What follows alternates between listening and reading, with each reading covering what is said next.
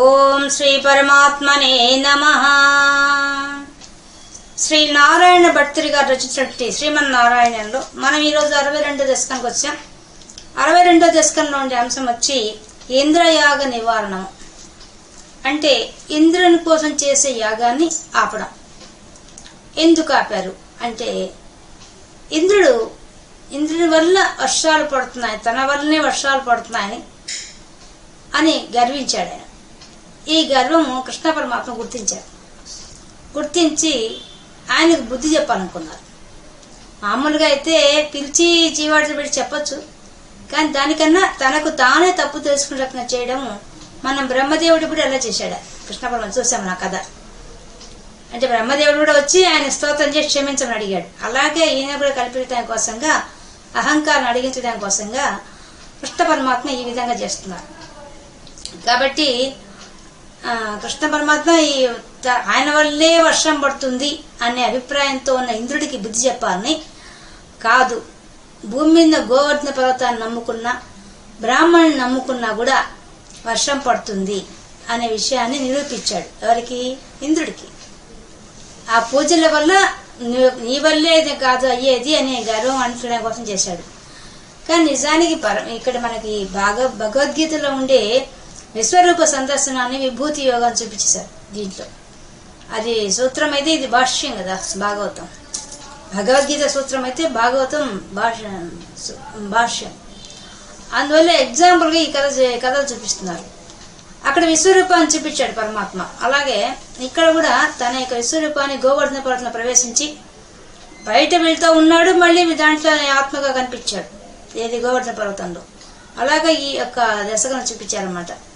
అంటే వాళ్ళు ఇంద్రయాగం చేయడం కోసం పూనుకుంటుంటే నందాదులు వాళ్ళతో పోయి అడుగుతాడు కృష్ణ పరమాత్మ, ఏం చేయబోతున్నారు మీరు అంటే, మేము ఇట్లా యాగం చేయబోతున్నాము. ఎందుకు అని అడుగుతాడు. ఎందుకు అంటే వర్షాలు కురిపించేవాడు ఇంద్రుడు కదా, ఆ ఇంద్రుడు తృప్తి కలిగిస్తే వర్షం పడిస్తాడు, వర్షం వస్తే పంటలు పడతాయి, పంటలు పడితే కాకుండా పశువులకు మేత వస్తుంది, పశువులకు ఆహారం దొరుకుతుంది, నీరు వస్తుంది, అవన్నీ చెప్తారు. అప్పుడు కృష్ణ పరమాత్మ చెప్తారు, ఇది చేస్తేనే వస్తుందా, మనకు నిత్యం మనం రోజు ఈ గోవర్ధన పర్వతం చుట్టూ తిరుగుతున్నాము, ఇక్కడుండే ఆహారం అయితే మన పశువులను మేపుతున్నాము, ఆహారం లభిస్తుంది, మరి ఆ పర్వతాన్ని మనం పూజించాల్సింది. అలాగే బ్రాహ్మణులు వాళ్ళు త్యాగం చేస్తున్నారు మన కోసంగా, యజ్ఞయాగాది క్రతువులు చేసి ఎంతో కష్టపడి ఆ వేదాలు నేర్చుకుని ఏమాత్రం ఎంతో ఒక దీక్షగా 12 ఏళ్ళు 13 ఏళ్ళు దీక్షగా చదువుకొని వాళ్ళు ఏమాత్రం స్వార్థం లేకుండా పనిచేస్తున్నటువంటి వాళ్ళని గౌరవించినా కూడా భూలోక దేవతలు అంటారు కదా బ్రాహ్మణ్ణి, వాళ్ళని పూజించడం మనం తరించిపోవచ్చు అని చెప్పి నందాదుల చేత ఆ పూజ చేయిస్తాడు కృష్ణ పరమాత్మ. అది అంశం దీంట్లో. తద్వారా ఈ ఇంద్రుడు గర్వం వస్తుంది, గర్వం కాస్త అవమానం అవుతుంది. అవమానం అయ్యి కృష్ణుని జయించాలనే ఉద్దేశంతో బయలుదేరడం అనే అంశం ఈ యొక్క దశకంలో ఉండే విషయం. ఏముందో చూద్దాం. కదాచిత్ గోపాలాన్ విహితమఖ సంభార విభవాన్ నిరీక్ష్యత్వం సౌరే మఘవ మదముద్ధంసితు మనాః విజానన్నపేతాన్ వినయ మృదు సన్నందాది పశుపాన్ అపృచ్ఛ కోవాయం జనక భవతాముద్యమయితి. కదాచిత్ గోపాల, ఒకరోజు గోపాలందరూ కలిసి విహితమఖ ఒక యాగం చేయాలని చెప్పేసి విహితంగా శాస్త్రంలో ఏం చెప్పారు దాని ప్రకారంగా చేయడానికి సిద్ధపడుతున్నారు. సంభార విభవాన్, దానికి కావాల్సిన సంభారాలను ఏర్పాటు చేసుకోవడం కోసంగా సమావేశమై చర్చించుకుంటున్నారు. ఏమేమి తీసుకురావాలి, ఎలా చేయాలి, ఏ రోజు చేయాలి, ఇవంతా చర్చించుకుంటున్నారు. ఆ సమయంలో నిరీక్ష త్వం, నువ్వు చూసావు కదా స్వామి, నారాయణ భట్టిరి గారి స్తోత్రం, నువ్వు చూసావు కదా స్వామి, సౌరే, ఓ సూర్యవంశంలో పుట్టినట్టు ఓ పరమాత్మ నువ్వు చూసావు కదా, చూసి మఘవ మదం, మఘవ అంటే ఇంద్రుడి యొక్క మదం, ఆయన యొక్క గర్వాన్ని ఉద్ధంసితు మనాహ, ఆయనలో ఉండే ఆ యొక్క మదాన్ని అణిచివేయడం కోసంగా బిజానన్నప్యేతాన్, తనకని తెలిసినా కూడా వాళ్ళు ఏమి ఆగని గోపాలు చేయబోతున్నా తెలిసి కూడా తెలియని వాళ్ళలాగా అడుగుతున్నాడు. ఏమని? వినయ మృదు, వినయంగా మృదువుగా మధురంగా ఆ యొక్క గోపాలను అడుగుతున్నాడు. నందాది పశుపాన్, నందుడు మొదలంటే ఆ పెద్దవాళ్ళంతా కూర్చొని చర్చిస్తుంటే వాళ్ళందరినీ అడుగుతున్నాడు. ఏమని? అపృచ్చ కోవాయం జనక, జనక ఓ తండ్రి, ఓ నంద మహారాజా, మీరు భవతాం ఉద్యమ ఇది, భవత్ మీరంతా ఉద్యమం ఇది ఏం ప్రయత్నం చేస్తున్నారు? ఇక్కడ ఏం పని చేయడం కోసం ఈ ప్రయత్నాలు, ఈ సంబరాలను ఎందుకు జరుగుతున్నాయి? ఏమేం చేయడం కోసం ప్రయత్నం చేస్తున్నారు మీరు? దేని కొరకు చేస్తున్నారు? అది అడిగింది ఆయన. దేని కొరకు ఏమి ఆశించి మీరు ఈ విధంగా యజ్ఞం చేయడానికి యాగం చేయడానికి సిద్ధమవుతున్నారు? ఏంది విషయం? అపృచ్చ కోవాయం కహావా, దేని కొరకు మీరు చేయబోతున్నారు ఈ కార్యక్రమం అని, అదేదో దాని విషయం తెలుసుకోవాలనుకుంటున్నాను, చెప్పండి అని చెప్పి వినయంగా అడిగాడు. అడిగితే అప్పుడు నందుడు చెప్తున్నాడు. బభాషే నందస్త్వాం సుత నన్ను విధేయో మఘవతో మఖో వర్షే వర్షే సుఖయతి సవర్షేణ పృథివీం నృణాం వర్షాయత్తం నిఖిలముపజీవ్యం మహితలే విశేషాదస్మాకం తృణసలిల జీవ్యాహి పసవః. బభాషే నందస్త్వం, ఆ నందుడు చెప్తున్నాడు. త్వాం, నీకు చెప్పాడు స్వామి. ఏం చెప్పాడు? సుత, ఓ నాయన, నన్ను విధేయో మఘవతో, ఆ ఇంద్రుడి కోసంగా మేము యాగం చేస్తున్నాం. ఎందుకు? వర్షే వర్షే, ఏటేటా చేస్తున్నాం. ప్రతి సంవత్సరం మేము ఆ ఇంద్రుడి కోసంగా యాగం చేస్తున్నాం. ఎందుకంటే సా వర్షేణ, ఆ ఇంద్రుడు గాని సంతోషిస్తే, నేను చేసే ఈ యాగానికి సంతోషించి పృథివీ, భూమి మీద వర్షేణ, వర్షం కురిపిస్తాడు. అప్పుడు సుఖయతి, అప్పుడు అందరూ హాయిగా సుఖంగా ఉంటాం కదా. ఆ నీరు వర్షం నీరు వస్తుంది, నీళ్ళ వల్ల అన్ని పనులు సక్రమంగా జరుగుతాయి కాబట్టి అందరూ హాయిగా ఉంటున్నాం ఆ నీటి వల్ల. అందుకని ఆ ఇంద్రుడి కోసంగా యాగం చేస్తున్నాం. నృణాం వర్షాయత్తం నిఖిలముపజీవ్యం మహితలే, భూమి మీద అఖిల జీవం అందరికీ జీవాధారం ఏది? నీరే. ఆ నీరు ఎలా వస్తుంది? వర్షం వస్తుంది. కాబట్టి మానవులు జీవించాలంటే వర్షమే ప్రధానమైంది, అది లేకుండా జరగదు. కాబట్టి ఆ వర్షాన్ని ఇచ్చేవాడు ఇంద్రుడు, అందుకోసం యాగం చేస్తున్నాం. అంతేకాదు విశేష అస్మాకం, మనకు విశేషించి మనం గోపాలున్నాం. మనకుండే సంపద ఏంది? గోవులు. ఈ గోవులకి ఎక్కడి నుంచి వస్తాయి? తృణ, గడ్డి, సలిల, నీరు. వాటికి నీరు కావాలి, గడ్డి కావాలి, అన్ని కావద్దు. అవన్నింటి కూడా పసవహ, ఆ గోవులన్నిటికి అన్ని కావాలంటే నీరు కావాలి, కాబట్టి వర్షం కావాలి. అంతేకాదు పశువులు దేనికి? గో సంపద ఉంటే ఏంది? గోవులుంటేనే యాగం జరుగుతుంది. గోవు పిడకలతోనూ, గోవు నెయ్యితోనూ, పాలతోనూ, పెరుగుతోనూ అన్ని ఉంటేనే కదా యాగం జరుగుతుంది. అందుకని చెప్తున్నాడు, ఇవి ఉంటేనే మనం పశువులమై కాపర్లమైంది, గోసంపద కలిగిన వాళ్ళమైంది. ఈ గో సంరక్షణ కోసంగా నీరు వస్తే, గోవులు హాయిగా ఉంటే వాటి వల్ల యాగం జరుగుతుంది, యజ్ఞయాగ క్రతువులు జరుగుతాయి. తద్వారా హవిస్సులు దేవతలకు పోతాయి, దేవతలకు పోతే వర్షం వస్తుంది, వర్షం వస్తే భూమి మీద అందరూ హాయిగా ఉంటారు. కాబట్టి మనం ఈ ఆవులను రక్షించాల్సిన బాధ్యత మనకుంది. అందువల్ల ఈ యాగం చేస్తున్నాము అని చెప్పారు. ఇతి శ్రుత్వా వాచం పితురై భవానః సరసం ధిగేతన్నో సత్యం మఘవజనితా వృష్టిరితి యత్ అదృష్టం జీవానాం సృజతి ఖలు వృష్టిం సముచితాం మహారణ్యే వృక్షాః కిమివ బలివింద్రాయ దదతే. ఇది శ్రుత్వా వాచం, ఈ విధంగా నందమహారాజ్ చెప్పిన మాటలంతా విని, పితుహు తండ్రి నందుడు చెప్పిన మాటలు విని, అయి ఓ గురువాయూరప్ప, భవాన్ అహ సరసం, నీవప్పుడు వాళ్ళతో సరైన కారణం ఆలోచిస్తే అని చెప్పడం మొదలు పెట్టాడు. తండ్రి సరైన కారణంగాని ఆలోచిస్తే, మనం ఆలోచిస్తే ఏమవుతుంది? మఘవ జనిత వృష్టిరితియత్, మీరంటున్నారే ఈ వర్షానికి కారణం ఇంద్రుడని చెప్పి, ఆ ఇంద్రుడి సంతృప్తి చెందితే వర్షం పడుతుంది మీరు చెప్తున్నారు. ఇది నిజం కాదు. నిజానికి ఇంద్రుడి వల్ల వర్షం పడడం లేదు. కాబట్టి నో సత్యం, ఇది సత్యం కాదు, ఇది నిజం కాదు. ఇది అదృష్టం జీవానాం, జీవుల యొక్క అదృష్టం వల్లే వర్షం వస్తుంది. సృజతి కలు వృష్టిం సముచితం, తగిన రీతిగా వర్షం పడుతోంది. ఎక్కడైతే భూమి మీద మనుషులు చేసుకునే కర్మలు బట్టి వాళ్ళు చేసే పుణ్యాల వల్ల పాపాల వల్లనే మాత్రమే వర్షం పడుతుంది.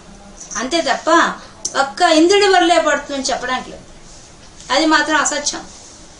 ఎందుకు చెప్తున్నాడు ఆ విధంగా? ఇంద్రుడు కూడా భూమి మీద యాగాలు చేసి 100 యజ్ఞాలు చేసి ఆ ఇంద్ర పదవి పొందాడు. ఆయన కూడా ఆయనే పదవి, అది ఈశ్వర శాసనం ప్రకారంగా వర్షం జరిగేది వచ్చేది. కానీ ఇంద్రుడి తృప్తి పడటం వస్తున్నాడంటే యజ్ఞక్రతువులో అదో భాగం. ఆయన ఒక పదవిలో ఉన్నారు, కానీ ఆయన వల్లే వస్తుందంటే ఆయన కూడా శాసించేవాడు ఉన్నాడు పైన. ఆయన కూడా శాసించేవాడు ఎవరు? ఈశ్వరుడు. పైగా శాసించేవాడే కాదు, భూమి మీద వర్షం రావాలంటే ఈ జీవులు పాపాలు చేసి పుణ్యాలు చేసి వాటి వల్ల వస్తుంది. కర్మ సిద్ధాంతం ప్రకారం వర్షం వస్తుంది. కాబట్టి ఇంద్రుడి వల్లే వర్షం వస్తుంది అని చెప్పడం మాత్రం అసత్యం. ఇంకా అదృష్టం జీవానాం, జీవులు చేసుకునే అదృష్టాన్ని బట్టే వర్షం వస్తుంది కానీ నాన్న అలా కాదు. ఇంకా మహారణ్య ఉత్సాహ, కాబట్టి ఇంకొక ఉదాహరణ చెప్తాను.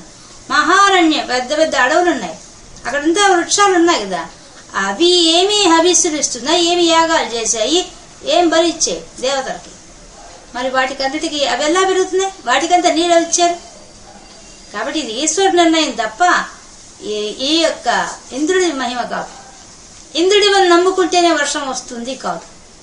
కాబట్టి విశ్వానికత మూలపు శక్తి అయిన ఆ శక్తిలో నుంచి వర్షం రావాలి, ఆ శక్తి నిర్ణయించాలి. కానీ ఇంద్రుడు ఎంతవరకు మన యజ్ఞయాగాది క్రతువులు చేయకూడదని నేను చెప్పడం లేదు ఇక్కడ కృష్ణ పరమాత్మ. మనం గమనించాలి. ఇక్కడ చెప్తున్న విషయం ఏంటంటే ఆయన అహంకరించాలనుకున్నాడు, అహంకరించిన ఇంద్రుడికి బుద్ధి చెప్పాలనుకున్నాడే కానీ యజ్ఞయాగాది క్రతువులు తప్పని చెప్పలేదు. అట్టయితే యజ్ఞాన్ని బ్రాహ్మణులు చేయిస్తాడు ఇప్పుడు. కాబట్టి కేవలం ఇంద్రుడికి మాత్రం బుద్ధి చెప్పడానికి ప్రయత్నం చేస్తున్నాడు. మహారణ్య వృక్షాహ, అరణ్యంలో వృక్షాలకి కిమివ బలిమింద్రాయ, ఇదైతే ఏ ఇంద్రుడికి అవి హవిస్సులు ఇస్తున్నాయి? వృక్షాలు ఇస్తున్నాయా ఇంద్రుడికి? మరి ఆ అడవుల్లో ఉన్న చెట్లకు ఎవరు నీళ్ళు ఇస్తున్నారు, ఎవరు పోషిస్తున్నారు వాటన్నింటినీ? కాబట్టి మీరు చెప్పేది అసత్యం నాన్నగారని చెప్పాడు.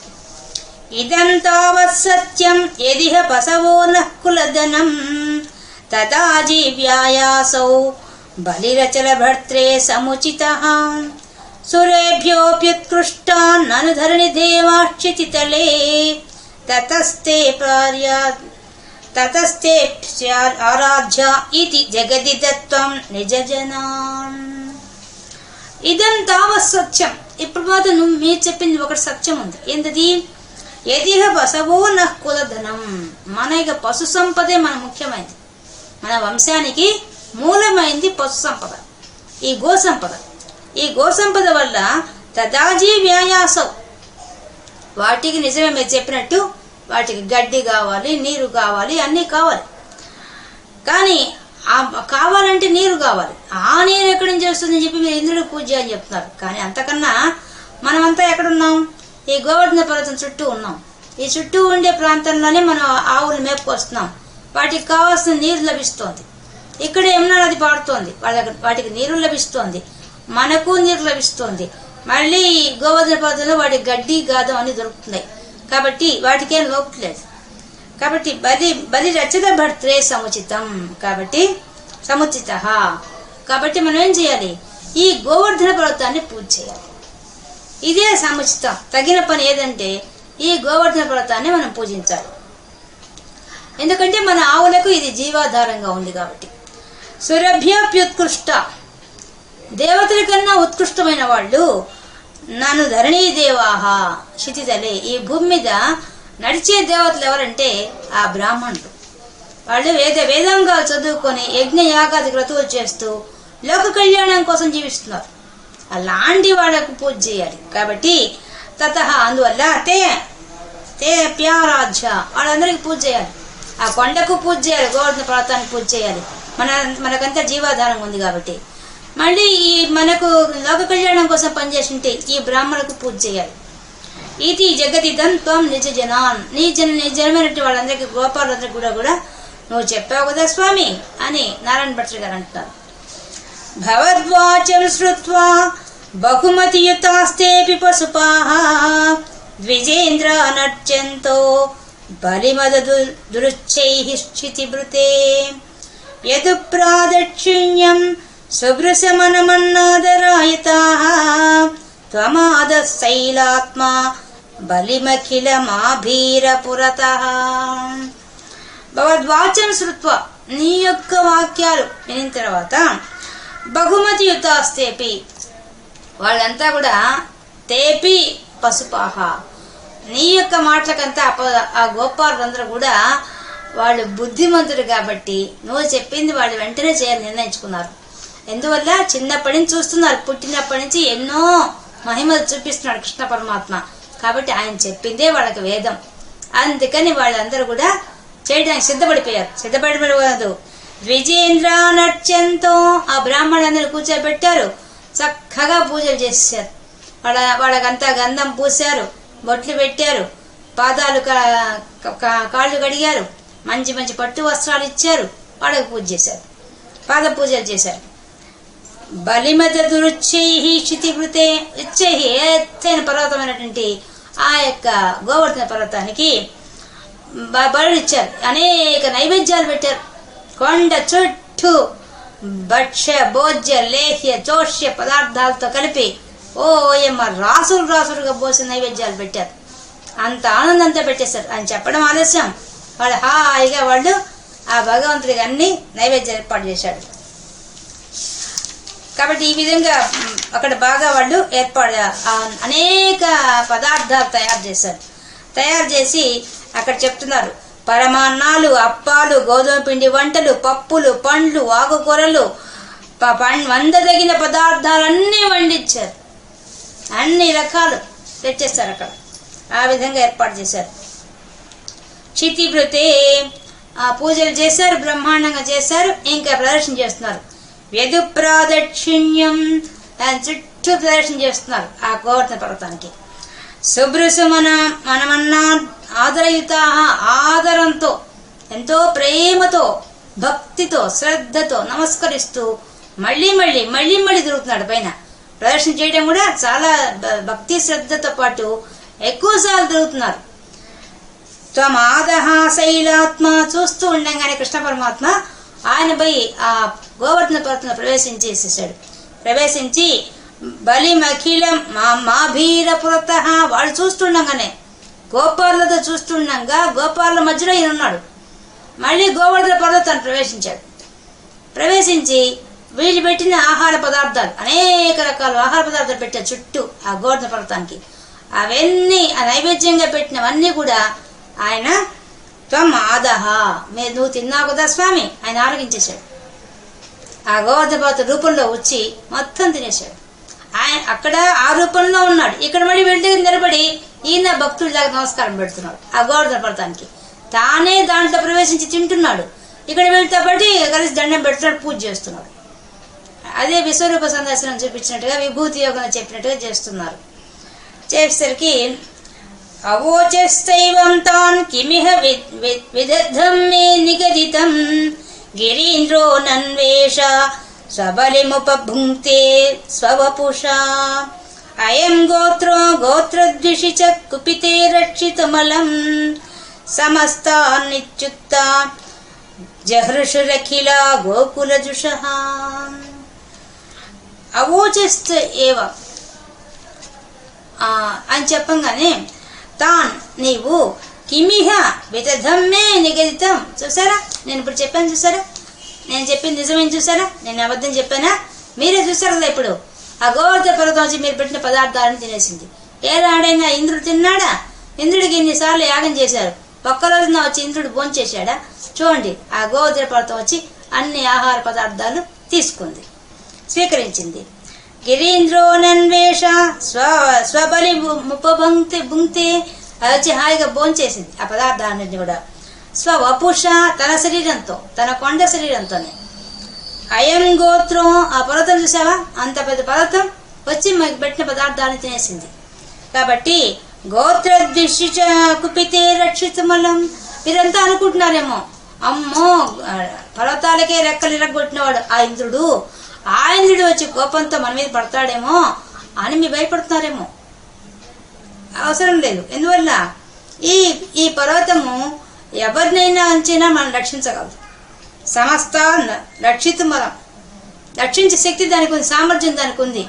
ఆ కొండ ఒక్కటే మన అందరి నుంచి రక్షించగల శక్తి ఉంది.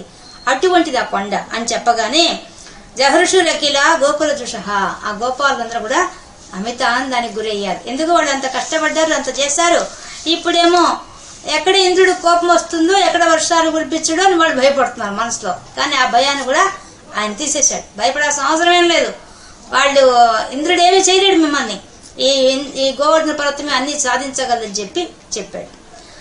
పరిప్రీత యాతా ఖలు భవదుపేత వ్రజజుషో ప్రజం యావత్ తావన్ నిజమకన్ విభంగం నిశమయన్ భవంతం జాన్యన్యపిదకర రజసాక్రాంత హృదయో నసేహే దేవేంద్రః తదుపచ పరచితాతోత్మన్ తాత్మోన్నతరపి. పరిప్రీత యాత, ఈ విధంగా చాలా సంతోషంతో ఉన్న ఆ గోపాలులంతా కూడా భవదుపేత, నీతో కలిసి, ఓ స్వామి నీతో కలిసి వాళ్ళంతా కూడా వ్రజజుషో, వాళ్ళ బృందావనానికి వెళ్ళిపోవడానికి సిద్ధపడ్డారు. అన్ని బండల్లో ఎంత ఉత్సాహంగా వచ్చి అన్ని చేసుకున్నారో అంత ఉత్సాహంగా వాళ్ళు బయలుదేరారు. మనకు భాగవతంలో ఈ విషయాన్ని కృష్ణ పరమాత్మ చాలా చక్కగా చెప్పారు. మీరందరూ మంచి అలంకారాలు చేసుకోండి, సుగంధ ద్రవ్యాలు పూసుకోండి, కొత్త బట్టలు వేసుకోండి, ఈ గోవర్ధన పర్వతానికి పూజలు చేయండి, అర్చన అన్ని రకాల పదార్థాలు చేయండి, అన్ని జీవరాశికి తగిన ఆహారం అందించమని చెప్పాడు ఆయన. అది పూజ ఆయన చెప్పింది. అన్ని జీవరాశికి కూడా, కుక్కల దగ్గర నుంచి పశువుల దగ్గర నుంచి అన్నిటికి కావాల్సిన సకల పదార్థాలని కూడా నైవేద్యంగా వాటికి పెట్టండి, మళ్ళీ బ్రాహ్మణుని పూజించండి, గోవర్ధన పర్వతాన్ని పూజించండి అని చెప్పాడు ఆయన. ఆ విధంగా చేశారు వాళ్ళు. అందుకని వాళ్ళు తృప్తి అయిపోయింది. వాళ్ళు చేస్తే పూజ తృప్తి ఎక్కడ పడ్డారంటే ఆ గోవర్ధన పర్వతం తీసుకొని తినింది, అది వాళ్ళకి ఆనందం అయిపోయింది. ఎవరు తిన్నారో కృష్ణ పరమాత్మ తిన్నాడు, కానీ వాళ్ళకి మాత్రం చాలా ప్రీతి వచ్చేసింది. ఇప్పుడు మనమే నైవేద్యం పెడితే భగవంతుడు తింటే ఎంత సంతృప్తిగా ఉంటుంది, అలా అంత సంతృప్తి చెందిపోయారు ఆ గోపాలంతా. ప్రజం యావత్ అందరు కలిసి వెనక్కి వెళ్ళిపోయారు ఊరికి, వాళ్ళ యొక్క బృందావనానికి వెళ్ళిపోయారు. తావన్ నిజమక విభంగం నిశమయన్, ఆ ఇంద్రుడికి తెలిసింది ఈ విషయం. వీళ్ళంతా నా గురించి అసలు పట్టించుకోలేదు, నాకు అసలు యాగం చేయలేదు నా కోసంగా అనే విషయము ఆయన దాకా వెళ్ళింది. భవంతం జాన్యన్యపిదే, నీ గురించి తెలిసినప్పటికీ, ఓ స్వామి నీ గురించి తెలిసినప్పటికీ కూడా అధిక రజసాక్రాంత హృదయో, అధికమైన రజోగుణంతో ఉన్న హృదయంతో ఉన్నటువంటి హృదయం అంతా రజోగుణం నిండిపోయింది, అహంకారం నిండిపోయింది ఆ ఇంద్రుడికి. అందువల్ల దేవేంద్ర, అటువంటి ఆ దేవేంద్రుడు పరచితోత్మాన్ ఆత్మోన్నత బిరపై, నీవు ఆయన పదవి ఇప్పించిన వాడు. ఎవరికి? ఇంద్రుడికి. ఇంద్ర పదవి ఎలా వచ్చింది? నువ్వు యజ్ఞాలు చేస్తే విష్ణువు ఆయన ఆ పదవిలో కూర్చోబెట్టాడు, ఆయన అనుగ్రహంతో వచ్చి కూర్చున్నవాడు. కానీ అది మర్చిపోయాడు. తాను ఎవరి భిక్ష పెడితే వచ్చి కూర్చున్నాడో ఆ పదవిలో, ఆయన మళ్ళీ భూమి మీద అవతరించేటప్పుడు తెలుసు వస్తుంది విష్ణుమూర్తి అని తెలుసు కదా, అన్ని తెలిసి కూడా అహంకరించాడు ఆయన. కాబట్టి కోపం వచ్చేసింది ఇంద్రుడికి. నా విషయం పట్టుకోకుండా, నాకు యాగం చేయకుండా వీళ్ళ యొక్క అహంకారం, నన్ను లెక్క చేయలేదు వీళ్ళంతా, ఎవరిని చూసుకొని వీళ్ళ ధైర్యం అని చెప్పేసి ఆయనకి చాలా కోపం వచ్చేసింది. కానీ ఇంతకీ తన పరిస్థితి మర్చిపోయాడు. ఎదుటి వాళ్ళ లోపం తెలుసుకున్నాడు కానీ తన తప్పు తెలుసుకోలేదు. ఆయన ఎదురుగా కృష్ణ పరమాత్మ చేసి బాగా కనిపిస్తోంది, తను చేసిన తప్ప ఆయన కనిపిస్తుంది. ఆ విధంగా అయ్యో నాకు ఉన్నతమైన పదవి ఇచ్చాడు, అడు కూర్చోబెట్టాడు ఈ విష్ణుమూర్తి, ఈయన వల్లే కదా ఇంత మాత్రం ఉన్నా అనుకోవడం లేదు. ఎంతసేపటికి ఈ గోపాలుడు వీళ్ళంతా కలిసి నాకు పూజ చేయలేదు, నాకు యాగం చేయలేదు అనుకుంటున్నాడు. అది జరిగింది అక్కడ. మనుష్యత్వం యాతో మధివిదపి దేవేశ్వనినయం విధత్తే చేన్నష్టస్త్రిదశ సదసాం కోపి మహిమాం తతశ్చద్వం శిష్యే పశుపహతః కస్య శ్రేయమితి ప్రవృత్తస్త్వాం జేతుం సకిల మఘవా దుర్మదనిధి. మనుష్యత్వం యాతో, మనిషిగా పుట్టినంత మాత్రాన మధుబిదపి, ఆ మధువు అనే రాక్షసుని సంహరించిన వాడు ఎవరు? విష్ణుమూర్తి. సాక్షాత్ విష్ణుమూర్తి అయితే అవ్వచ్చు, మానవుడు ఎత్తితే ఎత్తి ఉండవచ్చు కాక. కాబట్టి దేవతల్ని అనుమానిస్తాడా? దేవేశ అవినయం, దేవతల మీద వినయం లేకుండా ఉంటాడా? మానవ మాత్రుడుగా పుట్టాడు కదా, దేవుడే విష్ణుమూర్తే కావచ్చు, జన్మ తీసుకున్నాడు కదా మానవుడిగా, మరి దేవతల్ని గౌరవించడా? వినయం లేదా ఆయనకి? విధత్తే వినయం లేకుండా ఉంటాడా? ఇలా ఇలా ప్రవర్తిస్తారా? చేత్ విష్ణుమూర్తి అయితే మాత్రం నష్ట స్త్రీదశ సతసాం కోపి మహిమ, మాకు మేము దేవతలం, మమ్మల్ని గౌరవించేది లేదా? విష్ణుమూర్తి అయితే మాత్రం జన్మ తీసుకుంటే మాత్రం మమ్మల్ని గౌరవించేది లేదా? మమ్మల్ని ఎందుకు అవమానపరుస్తున్నాడు? దేవతలమైన మమ్మల్ని, మా మహిమ ఇంకేముంది? మా మహిమకు విలువ ఉంది? ఇంకా మాకు విలువ ఇవ్వకుండా, మా కోసం యాగాలు చేయకుండా మమ్మల్ని పట్టించుకోకపోతే ఇంకా మా విలువే ఉంది, మా గౌరవమే ఉంది అని ఇంద్రుడు అనుకున్నాడు. అందుకని ఆయన నిర్ణయించుకున్నట ఏమని, తతశ్చ ధ్వంసిష్యే, నేను వెంటనే ధ్వంసం చేసి పారేస్తాను అనుకున్నాడు. ఏంటది? శ్రీయమితి, వాళ్ళ ఐశ్వర్యాన్ని, ఆ గోకులంలో ఉండే వాళ్ళందరి ఐశ్వర్యాన్ని నాశనం చేసి పారేస్తాను. ముఖ్యంగా ఎవరిని పోతున్నాడు? పశుప హతకస్య, అంటే ఆ గోపాలధముడు అని చెప్తున్నాడు. ఆయన తిరిగి పోతున్నాను. ఎవరు? పసిబిడ్డ, 7 ఏళ్ల పిల్లవాడేంది నా మీద ప్రతాపం చూపించేది ఏంది? అతను చెప్పడం ఏంది, వీళ్ళంతా వినడం ఏంది, వీళ్ళకు యాగం చేయకపోవడం ఏంది? కాబట్టి వీళ్ళకుండే ఆ సంపద అంతా కూడా నశింపజేస్తాను. అంతేనా? త్వాం జేతుం, నిన్నే జయిస్తా అని చెప్పి బయలుదేరాడయ్యా ఆ ఇంద్రుడు. ఓ స్వామి, మఘవా దుర్మదినిధి, ఎట్టున్నట్టు ఇంద్రుడు మంచి మదించిన గర్వంతో ఉండి బయలుదేరి వస్తున్నట్ట కృష్ణ పరమాత్మను జయించడం కోసంగా. అది ఎలా వస్తున్నట? త్వదావాసం హంతుం ప్రళయ జలదానంబర భువి ప్రహిణ్వన్ బిభ్రాణః కులిసమయం మభ్రేభ గమనః ప్రతస్తేన్యైరంతర్ దహన మరుదాద్వైర్విహసితో భవన్మాయానైవ త్రిభువనపతే మోహయతికం. తదావాసం, నువ్వు ఉండే ప్రాంతాన్ని హంతుం, నాశనం చేసి పారేస్తాను. ప్రళయ జలదాన, ప్రళయకాలంలో వచ్చే ఆ యొక్క మేఘాలను సృష్టిస్తున్నట ఆ ఇంద్రుడు. అవి అంబర భువి, ఆకాశ ప్రదేశంలో పై ఉండమని చెప్పి ప్రహిణ్వన్ ప్రేరేపించాట. పోండి, ప్రళయకాలంలో వచ్చే మబ్బుల ద్వారా పోండి, ఆక్రమించండి ఆ గోకులమంతా, ఆకాశం అంతా ఆక్రమించండి అని చెప్పాట. బిభ్రాణ కులిశం, తన వజ్రాయుధం ధరించి అభ్రగజ ఏనుగు ఐరావతం మీద ఎక్కి బయలుదేరట. ఎవరు? ఇంద్రుడు. ఎవరి మీదకి? కృష్ణ పరమాత్మ మీదకి వస్తుంటే అప్పుడు వాళ్ళు అప్పుడు చూశారట. ఎవరు? ఆ మిగతా దేవతలంతా చూస్తున్నారు. ఏ దేవతలంతా ఆయన కింద పనిచేసేవాడు, ఇంద్రుడి కింద. వాళ్ళంతా చూసి ఆశ్చర్యపోతున్నారు. ఇదేంది, పోయి పోయి విష్ణుమూర్తితో పెట్టుకుంటున్నాడు, ఏమన్నా ఆలోచన ఉందా లేదా ఇతనికి? ఎందుకు ఇలా చేస్తున్నాడు? ఒక యాగం ఈయన కోసం చేయనంత మాత్రాన విష్ణుమూర్తిదా అందరూ అక్కడ ఉండేది, వేరే వాళ్ళు అయితే సరే. అలాంటి వాళ్ళ మీద పోయి కృష్ణ పరమాత్మ మీదకి యుద్ధానికి పోతున్నాడు, ఇది ఏమన్నా కొంచెం ఆలోచన ఉందా ఇతనికి అని వాళ్ళు ఆశ్చర్యం. ఒక పక్క ముసి నవ్వుకుంటున్నారట. తమలో తావే నవ్వుకుంటు, పెద్దగా నవ్వితే ఎట్లా, అధికారి కదా, నవ్వడానికి లేదు. వాళ్ళే నవ్వుకుంటున్నారు. ఏమని? అంతః అంటే యమధర్మరాజు, మా మరణాన్ని ప్రసాదించే యమధర్మరాజు. దహన అంటే అగ్ని, వాయువు, మరుత్ అంటే వాయువు మొదలైన దేవతలంతా కూడా విహసితో, వాళ్ళంతా నవ్వుతూ, హాసం, వాళ్ళు నవ్వుకుంటున్నారు. ఈ ఇంద్రుడే తేయితకు పని చేస్తున్నాడు, పోయి కృష్ణ పరమాత్మ పెట్టుకుంటున్నాడు, ఎట్టా బతుకుతాడు పోతే మాత్రం ఆయన దగ్గర ఈ నాటలు సాగుతాయా? మొన్న కదా బ్రహ్మదేవుడు దెబ్బతిన్నాడు అహంకారంతో, ఇప్పుడు ఈయన పోతున్నాడు, మళ్ళీ ఈయన పరిస్థితి ఏందో అని వాళ్ళు నవ్వుకుంటున్నట్ట. భవన్ మాయానైవ త్రిభువనపతే, నువ్వెవరివి? త్రిభువనపతే, ముల్లోకాలను పరిపాలించే ఓ స్వామి. ముల్లోకాలంటే ఇంకా స్వర్గం, భూలోకం, పాతాళలోకం. స్వర్గలోకాన్ని పరిపాలించేవాడు విష్ణుమూర్తి, ఆయన కింద నుండి అసిస్టెంట్ ఇంద్రుడు. కాబట్టి అటువంటి నీవు ముల్లోకాల పతి అయిన వాడిని గుర్తించక ఆ ఇంద్రుడు భవన్ మాయానైవ, నీ యొక్క మాయలో పడిపోతున్నాడు. ఎలా? మోహయతికం, ఎవరయ్యా నీ మోహంలో పడండి? నీ మాయా దాంట్లో, నీ మోహంలో పడిన వాళ్ళు ఎవరన్నా ఉన్నారా? ఇప్పుడు ఇంద్రుడు పడుతున్నాడయ్యా నీ మోహంలో, నీ మాయలో పడుతున్నాడు అని వాళ్ళంతా నవ్వుకున్నారట ఆ దేవతలంతా. సురేంద్ర క్రుద్ధశ్చేత్ ద్విజకరుణయా శైలకృపయాపి అనాతంకోస్మాకం నియత ఇతి విశ్వాస్య పశుపాన్.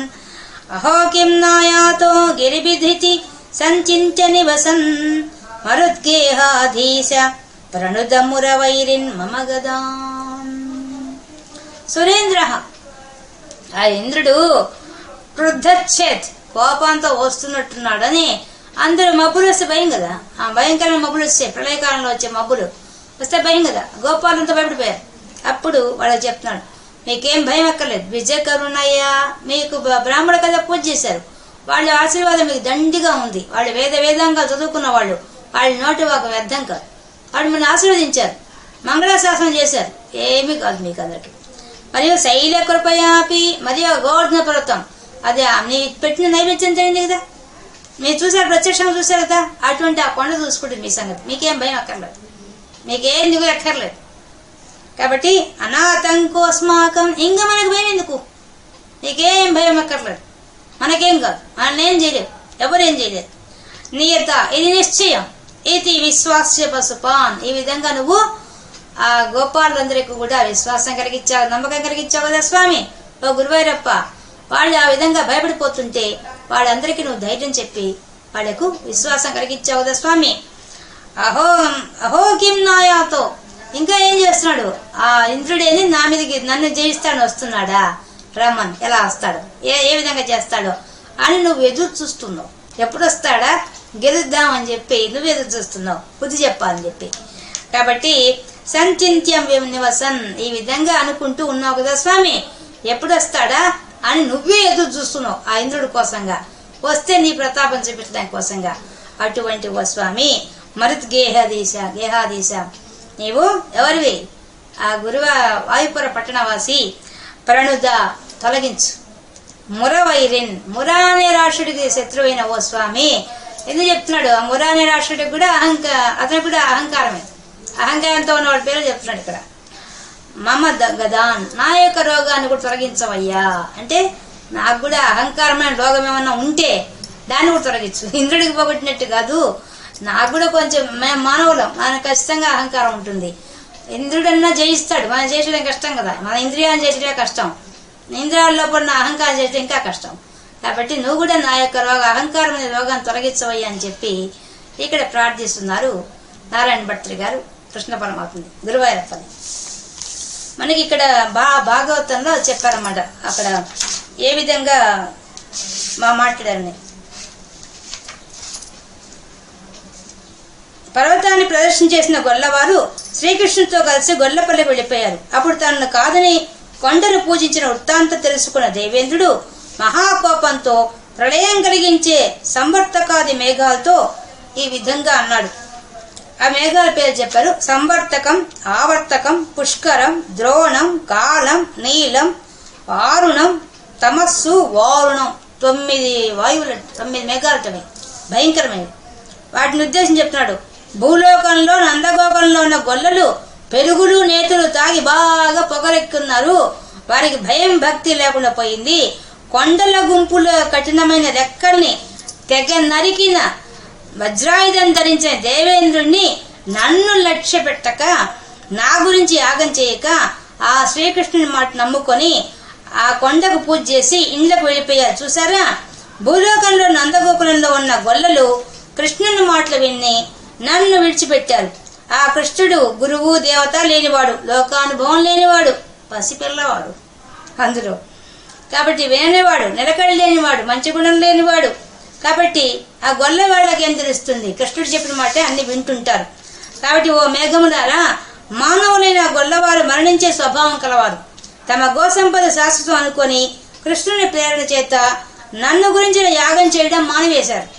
కాబట్టి మీరు వెంటనే వెళ్ళి మెరుపులు మెరయించి, ఉరుములు మొరయించి, వారితో పాటు వారి ఆవులు ప్రాణాలు వదిలినట్టుగా అప్రతిహతంగా రాళ్లవాన కురిపించండి అని ఆజ్ఞాపించాడు. అది మనకు భాగవతం చెప్పేది.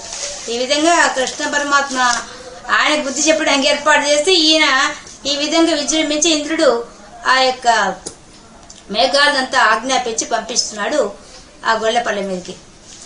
ఎంత ఒక చిన్న ఊరి మీదకి ప్రళయకాలంలో ఉండే మేఘాలు పంపిస్తున్నాడు. అంత అవసరం ఏం లేదు కానీ పంపిస్తున్నాడు. అంటే తెలుసు కృష్ణ పర్వతం అంత గొప్పవాడు, ఆయన ఎదించే చాలా కష్టం అని చెప్పేది, అంత పెద్ద దాన్ని పెట్టుకున్నాడు. కాబట్టి మొత్తానికి ఎంత దేవతలైనా అహంకారం ఉంటుంది అని ఒకటి మనకు సందేశం. మనకు కూడా మనకుంది భగవంతుడి ముందు మనం అల్పడమే కదా. ఏ పని చేసినా కూడా మన ఇంద్రియాలను మనం జయించలేం, మనలో ఉన్న అహంకారం జయించలేం. అవి జయిస్తేనే పరమాత్మ యొక్క గొప్పతనం మనకు తెలుస్తుంది. అది చెప్పడానికి కోసమే ఈ ఉదాహరణగా ఈ కథలు చెప్తుంటారు భాగవతంలో. ఇది ఈరోజు మనం శ్రీమన్నారాయణంలో 62వ దశకంలో ఉండే విశేషాలలో మనకి ఇంద్రయాగ నివారణము అనే అంశాన్ని మనం అంటే నివారించేసాడు. యాగం చేయలేదుగా, చేయనీయకుండా గోవర్ధన పర్వతాన్ని మరియు బ్రాహ్మణుని పూజింపజేశాడు. ఏది గోపాలుడి చేత. అది అందుకని నివారణ అని పేరు పెట్టాడు. ఈ విధంగా మనం పూర్తి చేసుకుందాం. సర్వత్ర గోవింద నామ సంకీర్తనం, గోవింద గోవింద.